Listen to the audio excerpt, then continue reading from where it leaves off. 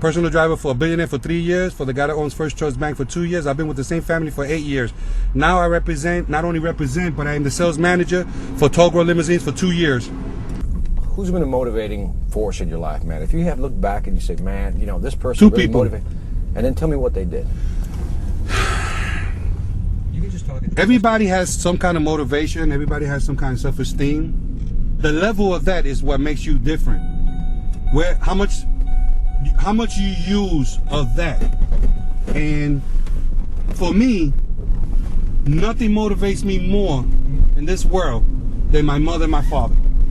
Because being the first generation with a little degree, being the first generation to make over $100,000, being the first generation of a business owner, being the first generation successful businessman, I give all that credit to my mother and my father, which both are still alive, but always remembering where they come from and always taking from where they come from to the limit. The biggest change a mother can do for a son is put him on the right track. At 15 years old, my mother understood that if I didn't get out of Harlem, I was on the wrong track. The streets will do that to you when you don't have a lot of family, a lot of educated family, a lot of family to take you and pull you out. My mother did the best she could. We have so many people that need to go back to the ghettos and help that one kid like me. Come out of it. There it is. That's where my heart goes. It's a shame that we don't have our own real,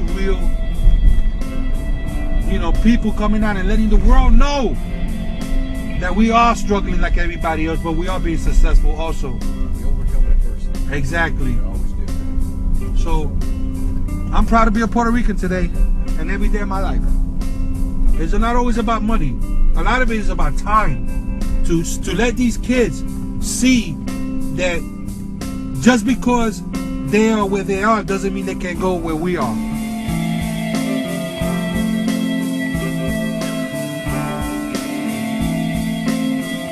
It's just another story in the jungle. That's all it is. This is what they call a New York Rican. New York Rican. This is what they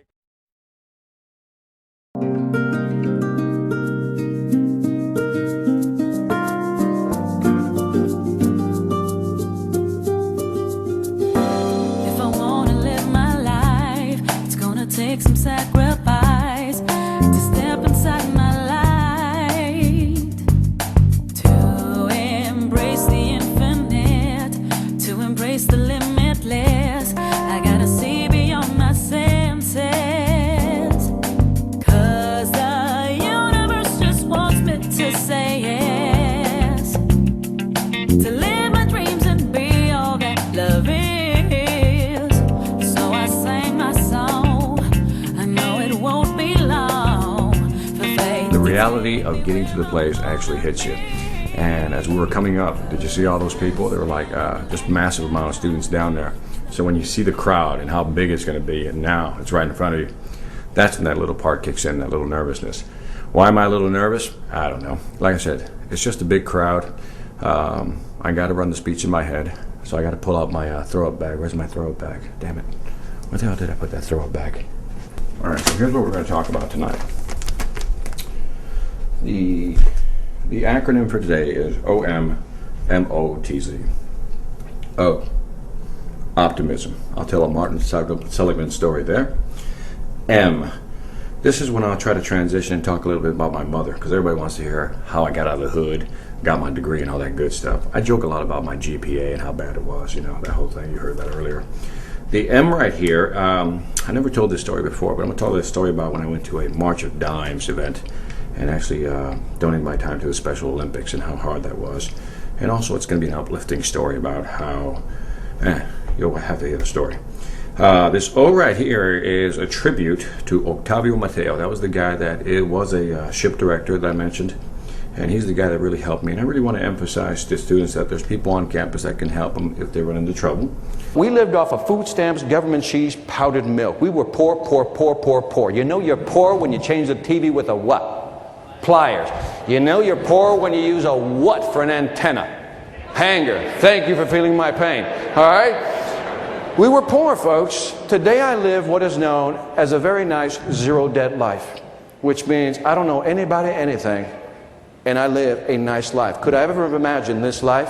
Absolutely not. But when I look back at all the different people in my life who came in and out, who helped me, this is why I do what I do. Because I want you to be successful. I want you to go out and make your money. Because I want you to build your own companies, rise to the top, do whatever you got to do.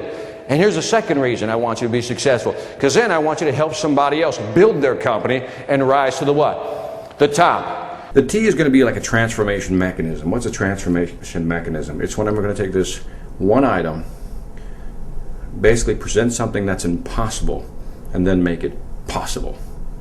More to come later. And the Z, always got to end on a cool story. So I'm going to tell a good zip lining story at the end there. So again, MATS. That's my acronym for today. And my job is to bridge each of these stories together. And at the end, what's not on here, I always end with the logic of success pledge. That goes something like this. I pledge allegiance to my thing. Rise above doing what you love, make that dough doing what you know, and those who laugh can kiss my assets. Get the idea? So we'll see how it goes tonight. So time to roll it. I'm going to bed. I think the theme, something that hit me, when I was in the room thinking about it, I think the theme is going to be finishing the race. In other words, if you started something, you got to finish it, no matter the obstacles, no matter what comes at you.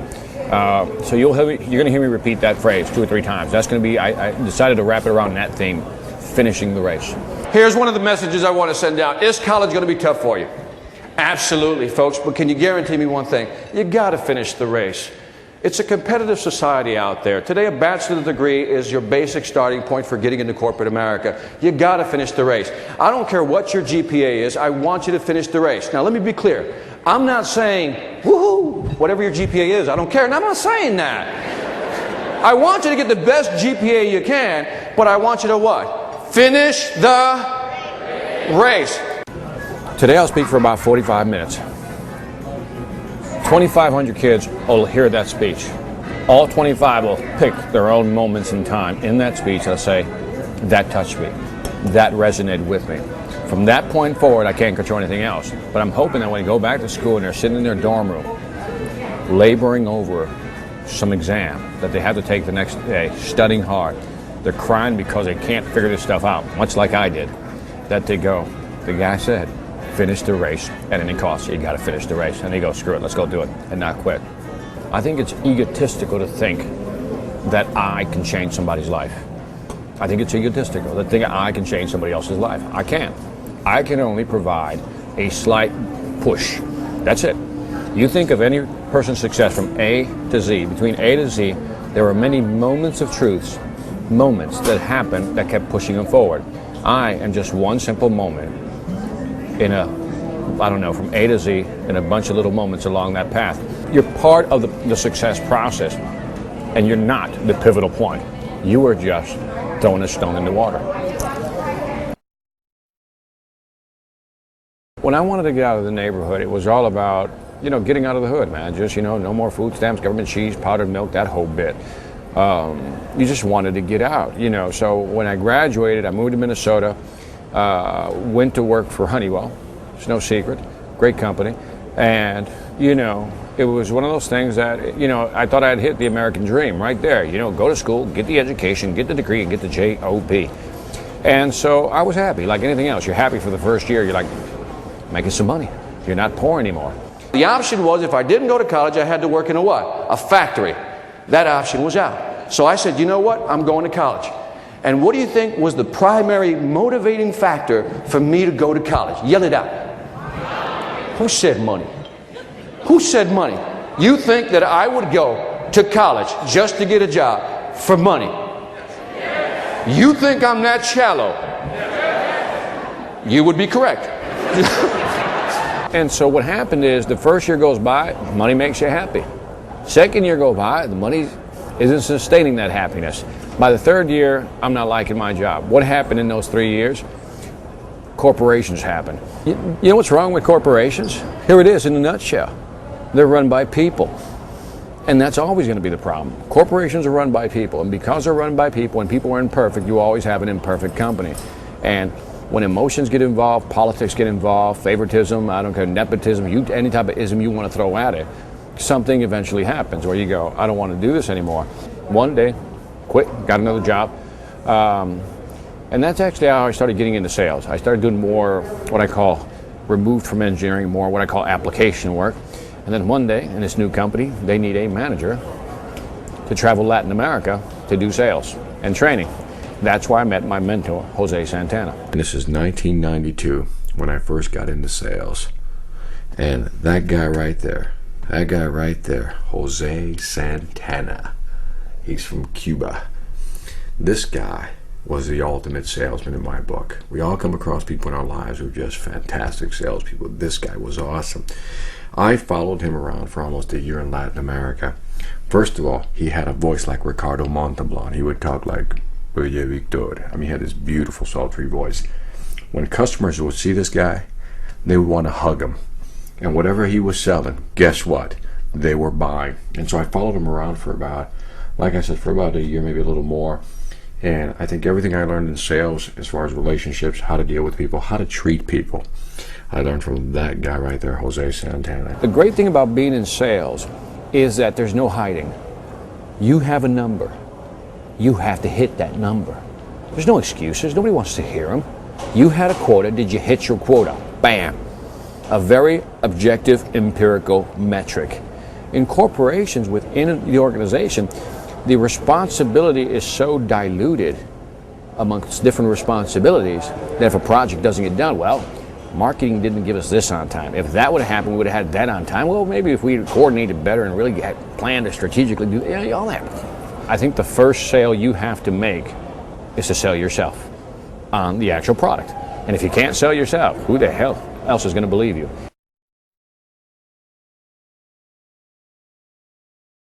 I think what happened was this quiet discontent started to build.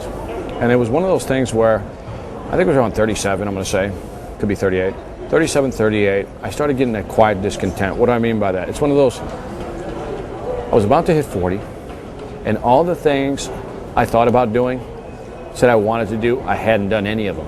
My wife says, I've gone ahead and set up a zip lining tour. Now, who knows by a show of hands, clap, what zip lining is? Wow. If you don't know what zip lining is, here's a visual. Tree, wire. Zzz. You get the idea? All right. Now, I've been married 20 years. Thank you. 4 different women, add up the years. Who cares? Doesn't matter. And so we had a little money in the bank, and it was time to roll the dice. You know, if not now, when? So one day, it was May 9th, 2001, 3:48 p.m. when I made the phone call. How do I know the time? Because I called him on my cell phone. Called the chairman of the company, says, I'm done. And at that time, this is in the book, you know, my base salary was $250,000. I had 110,000 shares of stock. The guy's like, you're gonna what? The next day, I get up, got the shorts on in Miami, got the t-shirt on, baseball cap, got the sandals on. And so I'm walking to McDonald's. I don't have my cell phone with me, which was the weirdest feeling because who was gonna call me? And then something happened, what I call a small Zen moment. I saw a can, and I started kicking the can. And it was that moment I realized, when was the last time I just walked down the street with no cares in the world and kicked a freaking can? And I can't remember that. If you think back, maybe when I was a kid. At that very moment, I realized I had no worries. Even if it was only for that moment, I was kicking a can down the street and I was perfectly freaking happy. I know that will make no sense to whoever hears this, but I really don't give a shit. I'm telling you, it was the greatest moment. I said I was kicking a can. It was kind of casual. And, you know, it hits you like, wow, I broke free. And then a new feeling kicks in. Pure horror. Because now the reality hits you. Like, you know how you get this euphoria? I quit, you bastard. See ya, type of thing. And then, man, what happens is like, oh shit, what did I do? So my wife, after 20 years of marriage, you would think that she knows me well enough. And my wife knows that I'm afraid of heights. Yeah, you see the problem, right? Because she made it sound like it was going to be 2 small trees, like a little oak tree. She goes, this is not a big deal, right? But we got to Belize, and guess what? These are over 100-foot trees. And I'm looking up, and I'm seeing these people, like, in the canopy, right up there, all the way, and I'm looking at this going, no way am I going up there. And then my little girl, the great one, looks up at me with those beautiful big eyes and says that one word that would melt any father's heart. What is that? No. She goes, sissy, right? You don't know my girl. I raised her hard, right? So my girl says, sissy. Now, when your girl calls you a sissy, it's time to man up.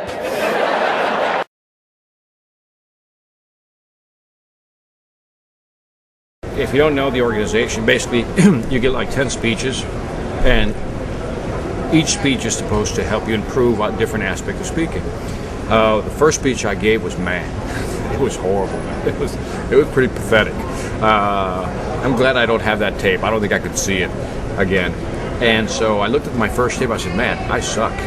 The second speech got better, third, fourth, fifth, so forth. I completed all 10. It took me about a year, maybe a little bit over a year, to complete all 10 speeches, because you don't do them right after the other. The second year, there was a competition. And what it was is that everybody in Toastmasters in that little organization could compete to go to what they call the area level, the next level, and compete with other Toastmasters organizations. So we held the competition within our little group. And that year, the second year, I had to compete against Hale. And Hale Mesereau was one of the most eloquent speakers I'd ever heard. The guy was, he was like a gentleman when he spoke. I mean, it was just like, it was regal. I mean, the man was just regal when he spoke. And I used to look at this guy like, holy shit, look at this guy speak that way. Now, he wasn't like rah-rah. The man was regal. He didn't need to get emotional. He just talked, and you just listened, and you enjoyed it. I didn't win. I was devastated. I was like, but again, when you lose to a guy like that, you're not feeling too bad. Fast forward, make a story short, third year, you know what happened. Kid Vic got it. I actually beat Hale. And the guy was gracious enough to come over and says, man, it was excellent, Victor. Congratulations. And so, as I went back to my working career, I got the bug. You know how you get the bug, but you let it sit there? And I guess the bug was getting bigger. The last company I was with, before I really got the bug, they gave us tickets. The organization was called Peak Performance, and they gave us these tickets. The company bought tickets, and every month Peak Performance brought in some of the top speakers. That's when I saw Zig Ziglar for the first time. I was like, holy shit. So I put on the gear, put all kinds of harness on you, right? You get all ready for it.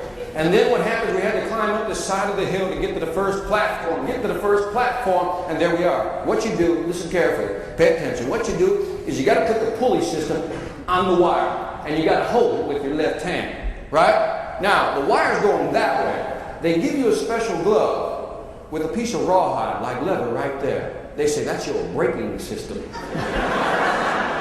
Fast forward, if I say from 95, I mean, think about it. I walked away in 2001, so it's like something that built over, what, almost 6 years? By the time it built up, and I said, what am I going to do? I said, man, it's too late to open up a nightclub. Definitely don't want to be in a band anymore. Let's go do it. As you're zipping, you're holding down like this, and you let your hand right on top of the wire. And the guy says, now listen carefully. When you get halfway, you're going to start picking up speed. But you're also going to start seeing the other tree. What you need to do is to slow down. And this is how you do it, he says. What you need to do is tap, tap, tap, tap, tap. You know, just gently tap the brake, right? He says, whatever you do, do not try to stop on the dime. He says your arm will come out of its socket. Now, You know how people give you too much information? If you're too uptight, you're not going to like my humor. You're not going to like my style of speaking because you're expecting a more, you know, basic speaking. We're ready. It's our turn. There we are on the platform. Visualize it, okay? I let my wife and kids go first because that's what real men do, right? So I let them go first. Wait. What does society say? Let's go by norms. Women and children what? That's all I'm saying. That's all I'm saying. People are getting smarter. And today, in a world of high-tech society, we have access to the internet. We can now download videos from other speakers, audio. We got all access to this information. The question is, how do you differentiate yourself as a speaker in this market? And if you don't have your own style, you're screwed. It was my turn, and sure enough, I start zipping. Now, I don't know if I jumped off. I can't remember. I really can't. He may have pushed me off. It's not a big deal. I don't think we should talk about it.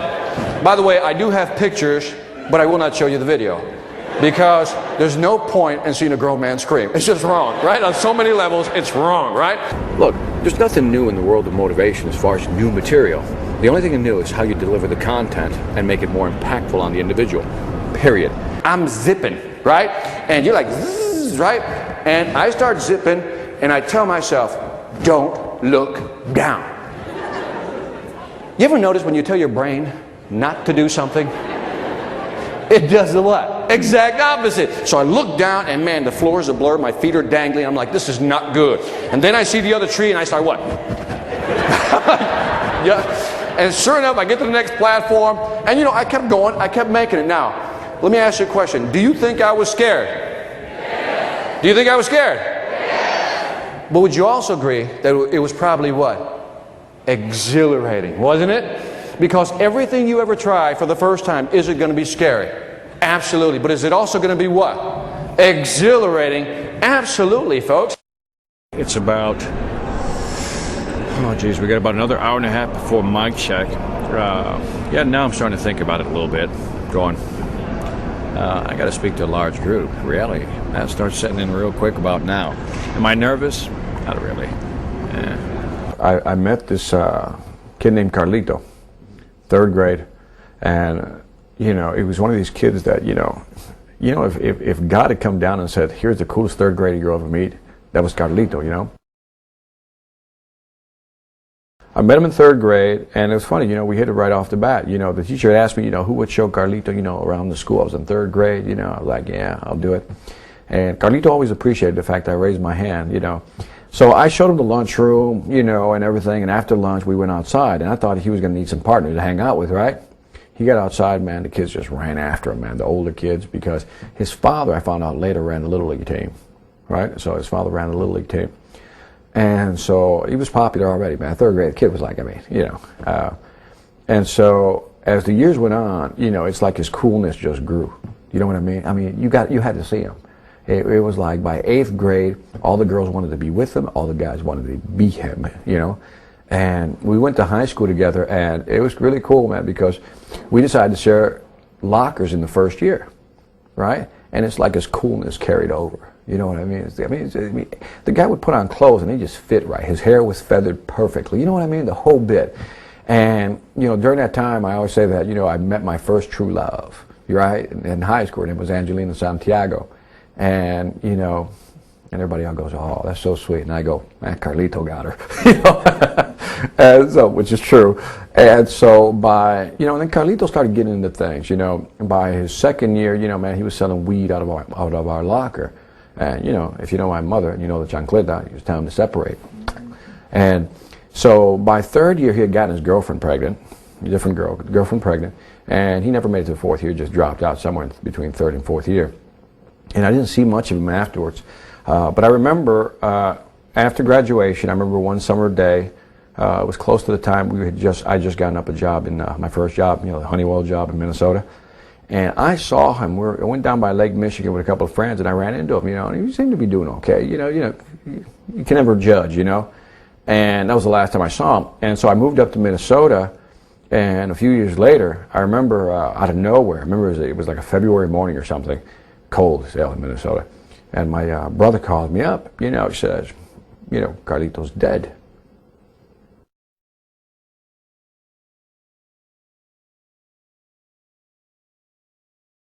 And I remember walking outside. I mean, I still remember the day. I walked outside. It was cold. It was snowing. You know, it had snowed outside. It was cold. I had a T-shirt on, and I just, you know, couldn't feel anything. And I remember that, you know, I wasn't sad. It was like I was mad, and I didn't understand why I was mad till, you know, sometime afterwards. And this is the reason I was mad. From third grade on, I'd always idolized Carlito. I always wanted to be Carlito. It's like I put him on this pedestal. I always compared myself to Carlito, and I always found myself wanting. You know what I mean? I was never good enough. And that was the day that I accepted the fact that I will never idolize another person again. Because when we do that, what do we do to ourselves? We undermine ourselves, don't we? You know, I'm too fat, I'm too skinny, I'm too short, I'm too tall. And in the end, it doesn't matter who we are, you know, as far as our weight, height, the whole bit. And so I've learned that from that day on, I will never compare myself to somebody else. And I suggest to you guys, and I always tell this to the audience, stop comparing yourself to other people. Stop trying to be somebody else that you're not. You are who you are. You're perfectly imperfect. Just accept that as being a fact. And I think people relate to that because I think everybody in the audience has a Carlito in their life that go, yeah, I know somebody just like that.